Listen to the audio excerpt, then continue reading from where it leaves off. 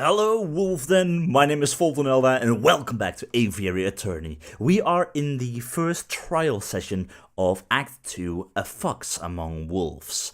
And we are speaking to a kingfisher bird who denies he's a fisherman, which is rather interesting. We are now going to start with the cross-examination. He spoke about having seen our defendant, Prince Juan, or Mr. Rennert Phelps, cackling and applying the poison to the rose to kill the king, and it sounds awfully sketchy and not true at all, so we are going to poke through that testimony as best as we can. Really? This nonsense again? You just heard the witness directly describe your client readying poison on a rose. What is there to question? Why don't... You do not understand the value of a cross-examination, my friend. You don't. You may be a wolf, I think you're a wolf, but you do not understand the value of cross-examination, and you should really read up on that. I'm just trying to uncover the truth, Your Honor. Fine, do your thing. Go on, Falcon. Go make a fool out of yourself. Well, let's start this fishing job.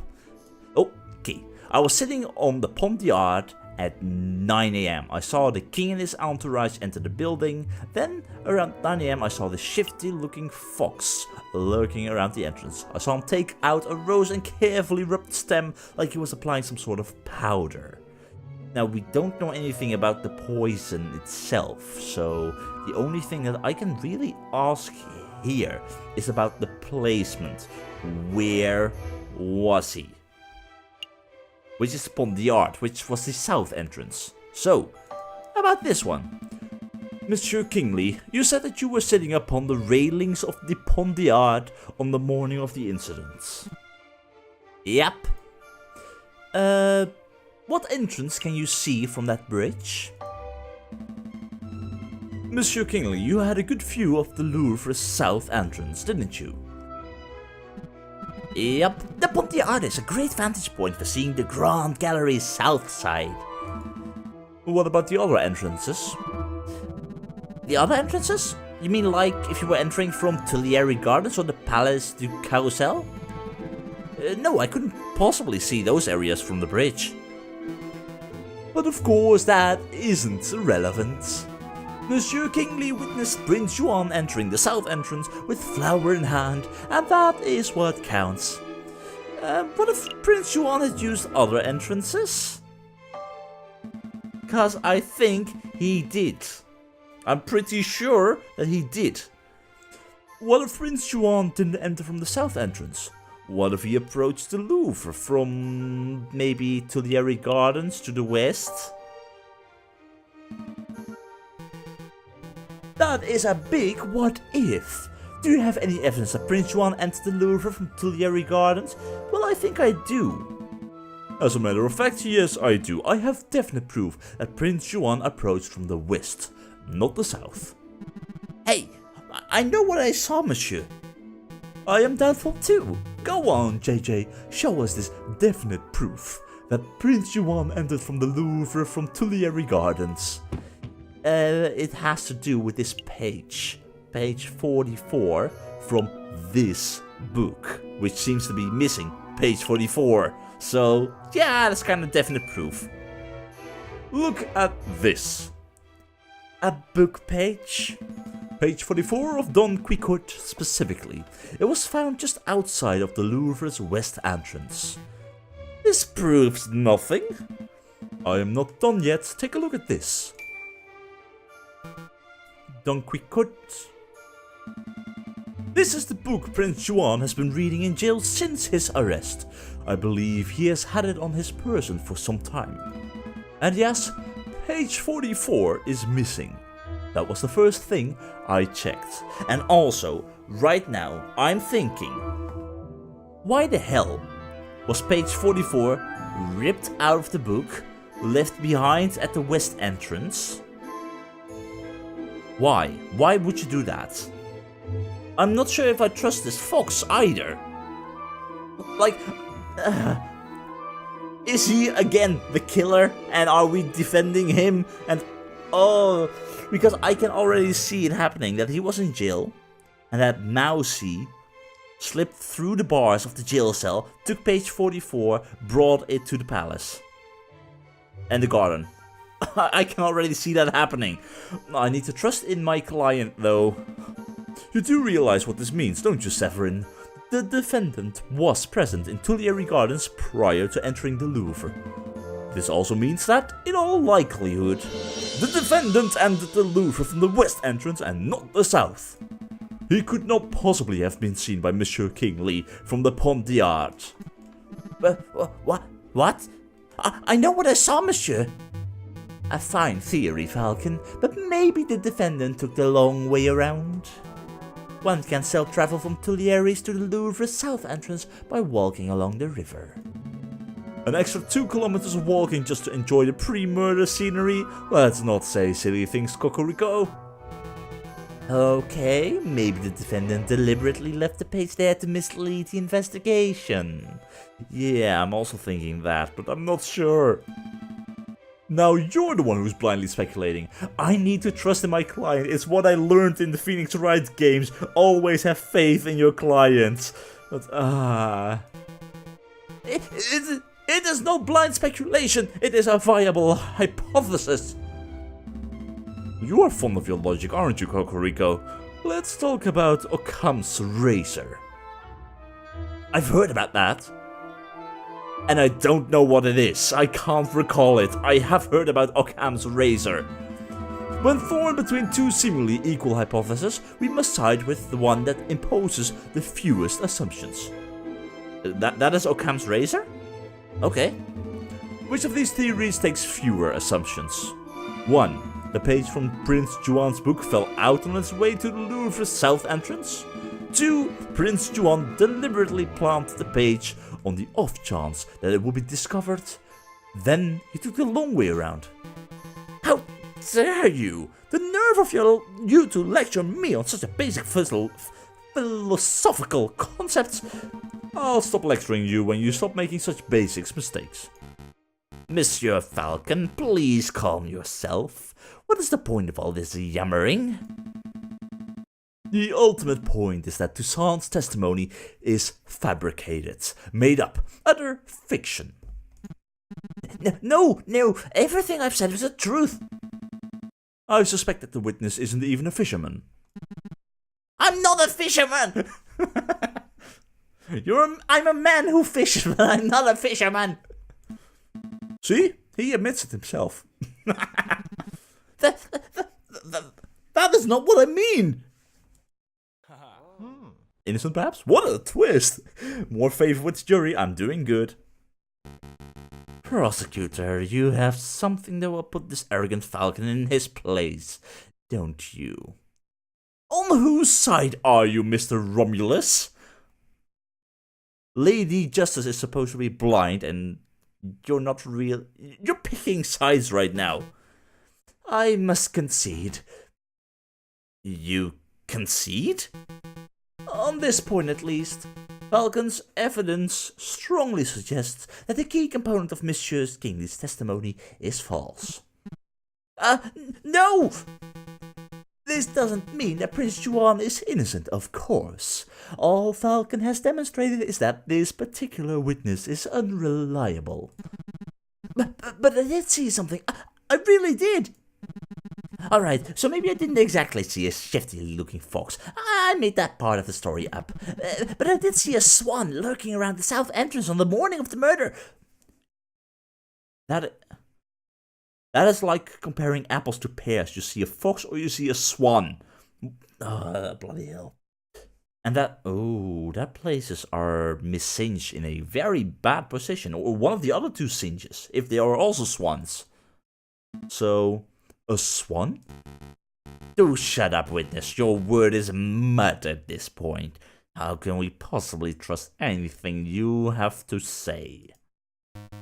Your Honor, Judge Romulus, we're out of time. We're 10 minutes overdue to start on the Hare v. Tortoise trial. Oh my god! Really? A trial between the hare and the tortoise about who was faster?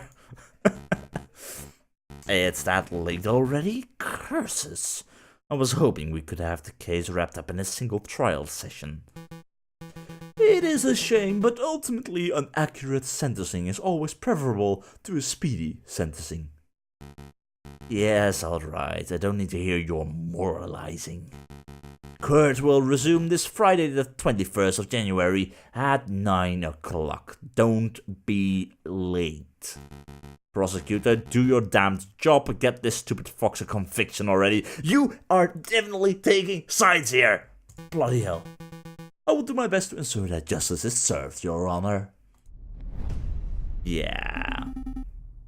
A lot came up in that trial, huh? Yeah, no doubt about that. But something's bothering me. Why would that fisherman guy, Monsieur Keenley, lie on the witness stand?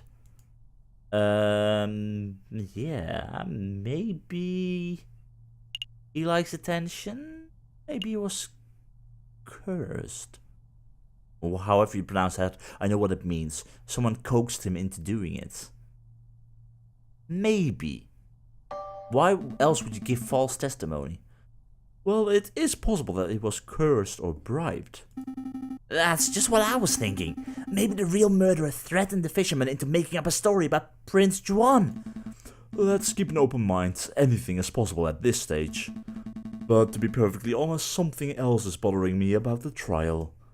Yeah, I don't trust this judge. Definitely not trusting this judge. Judge Romulus, he's acting without a shred of professionalism. He's obviously more interested in securing a guilty verdict than he is in discovering the truth, but why? Maybe he has a vendetta against Spanish royalty? I'm not so sure. There must be something else at work here. Excuse me, Monsieur Falcon? Sorry to bother you, but this letter just arrived. I think it's for you. A letter? For me? I wonder why it wasn't sent to my office. Also, why are the letters capitalized and not capitalized and capitalized again, not again, and then again? AC? Not sure what to get out of that, but yeah. Have you been demoted to courier status, Rupert? Oh, hush, hush, Barrison. I don't need to be pitied by a first-year dropout. Oh, good comeback. So, what does the letter say, Falcon? It's a thread. A thread made with a cut-out newspaper letters. That explains the upper, lower, upper, yeah. Wow! I didn't know those things actually existed. Let me see. Falcon. Stop your investigation or there will be consequences. How about no? Scary. There is no question that this letter originated from Major Howell's murderer. He or she must be aware that we are getting close to uncovering the truth. Sounds about right, but why would a person write with cut-out newspaper letters like this? Masking one's handwriting could be of the most common reasons. Although I can't help but wonder why they would bother, since we don't have any handwriting samples to compare it to. Unless we do? Not sure. We're still going ahead with our investigation though, right? Of course. Why not? Oh yes, absolutely.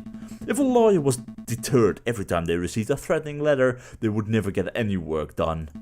Besides, with only 3 days before the next trial session, we can't afford to be worrying about petty things like this. No, it's only a threat. Nothing bad. Nothing bad could come from that. No. Tuesday, Wednesday, Thursday. Wow, you're right. Let's make those days count. That sounds like a good idea. So, that means, with January the 18th, what do we want to do first? I think main thing is figure out about this poison. That sounds like a very, very, very important thing right now. Welcome to Lander's Hagelslag's Chocolate Emporium, the finest Belgian chocolate shop in all of Paris. Elephants, cool! I am Lander Hagelslag, the founder and owner of this establishment. And I am JJ Falcon, defense attorney. Good day, monsieur. Oh, lawyers, very fancy. I must say that I once dreamed of being a lawyer, but, well, circumstances wouldn't allow it. It's a funny story. You see, when I was a young boy, I befriended the son of a Hungarian attorney. Falcon, you have to help me. What is it? You didn't eat, did you? And we're in a chocolate shop, and you're hungry. It's a smell, Falcon. It's overpowering me. It's demanding that I lay waste to the shop. We need to restrain you whenever we go to places like this. Oh, bloody hell. For pity's sake, restrain yourself, Sparrowson. Oh, but I'm rambling, aren't I? So, are you messieurs here to buy some chocolates? Yes! No. We're actually here on business, monsieur. Business? First things first, we believe that this chocolate wrapper originated from your shop. Are we correct? Oh, yes. That is indeed a trademarked Hagelslag's wrapper for genuine Belgian Hagelslag chocolate. This was almost certainly bought from this very establishment. Very good. With that established, there is something else we wish to ask, Monsieur Hagelslag. Do you have any idea who bought it? Can you tell us who bought the chocolate that was contained in this wrapper, Monsieur Hagelslag? I'm afraid not, messieurs. Not just because of matters of confidentiality, though that is a factor, you understand, but because I couldn't possibly know that. I thought elephants never forget. Or forgot. My memory is impeccable, monsieur, but you must understand that I have dozens of customers a day. There are hundreds of people who could have potentially bought this particular item. So your memory is good, but you need further information. If we were to give you the description and the name of a person, would you be able to tell us whether they purchased something from you? Oh, yes, that I could probably do, monsieur. Let me think who to ask about. Two people come to mind. One being... where is she? Where is this Swan person? Mrs. Swan? I don't see her in here. Or am I just completely... I'm not missing her, right? Cocorico. Yeah, Catherine Mary Singe, a swan who works as a flower seller in Le Halles market. Soft-spoken, but what is she hiding? But we were mostly talking about the flower. She did seem suspicious, a little bit, together with the tickets, but... I'm also wondering about the judge. Like, it seems awfully weird that Judge Maxime had an accident on the staircase. And he seems eager to wrap up the trial as quickly as possible. I don't trust this guy. Have you seen Judge Romulus? Have you ever served a hairy wolf in judicial robes named Judge Romulus? Yes, monsieur. Alright, have you ever served... Wait, did you just say yes? Yes, monsieur. A wolf in judicial robes. I did serve a person like that a little while ago. On the 6th of January, to be precise. Aha! Could be a coincidence. But might not be a coincidence. Did he say or do anything suspicious? Not that I can recall, monsieur. He was a pleasant fella. Big toothy grin. Bought 200 grams of classic dark Belgian chocolate with a custom filling.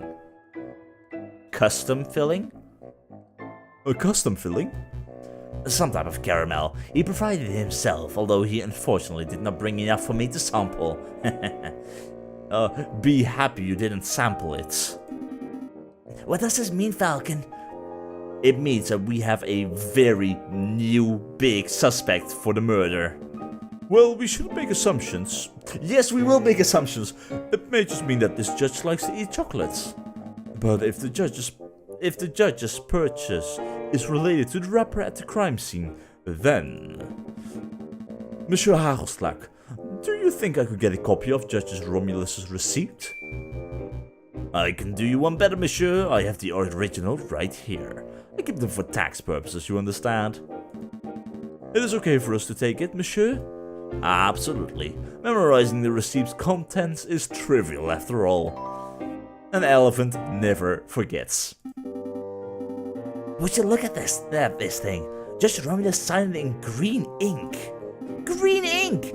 I knew Judge Romulus was shady, but only truly villainous people write in green. Do they? Green is a lovely color. Why would villains write in green? That is bringing shame to the green name. Thank you very much for your time, Monsieur Hagelslag. You may have been of enormous help. You may have been enormously helpful.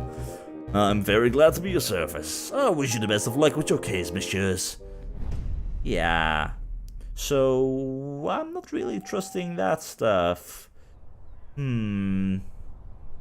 Okay, where to go next?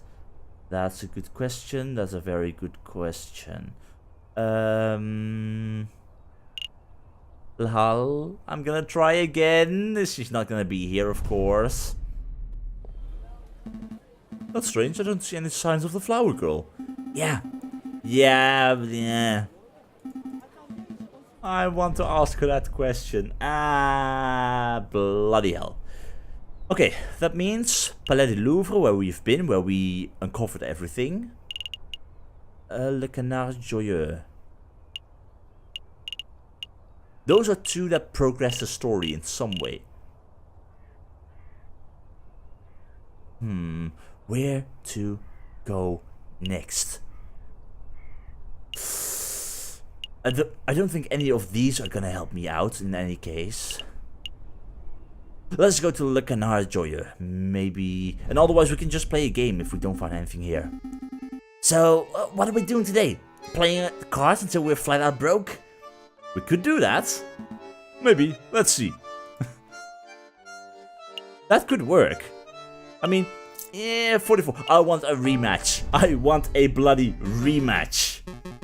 The big fella has returned. He played some cards, monsieur. Yes, I'm gonna do better. Deal me in. I know how to play. I played it yesterday. Yeah, I played it for years. Yeah, right. Don't get cocky, Falcon. Very good. I shall be the dealer. We will bet 5 francs per game. Here we go. Come on, Lady Luck. Be on my side today, please. Would be very much appreciated. 8. Hit me. 12. Hit me. 18. Too risky. We're gonna stand. The dealer is gonna win in this case. Definitely gonna win. Bloody hell. 20. Yeah, not great. Unlucky, monsieur. Yep, deal me in one more. Come on. I want to make a profit. I want to make a profit or I'm gonna lose everything. Go for 21. Hit me. Come on. 15. And one more. Again with the 18. What? Fine, stand. Please go over it. Let me win. 2, 11, 17. Oh, bloody hell. Yeah, I'm not gonna lose anything else. No, never mind, I'm done. You cheat! There's no other way. You're cheating. Bloody hell. Anything in the drinking room? Falcon and Sparrow return to the drinking floor, but nobody appears to be interested in conversation. That's a shame. Well, the entrance in that case. Let's go back. I think we're ready to hit the road, yeah. Yep, let's make a move. Wait. We spent the entire day there. Oh, that's not good. And we only have one option now. That also can't be good. Oh dear. A sign on the door reads, yeah. Why do we only have one option this time around? Is the trial today? It's Friday, right? The trial is on Friday. So, no clue, no clue. Anyway, I think I'm gonna end the episode over here, so thanks for watching. And don't forget to subscribe if you want to see more. Have a very nice day, and remember, have fun. Naturally, because I'm part wolf myself, I quickly trust other wolves. But something about this Judge Romulus stinks for sure. Meanwhile, I'm just thinking how lucky that chocolatier is for not tasting that custom filling.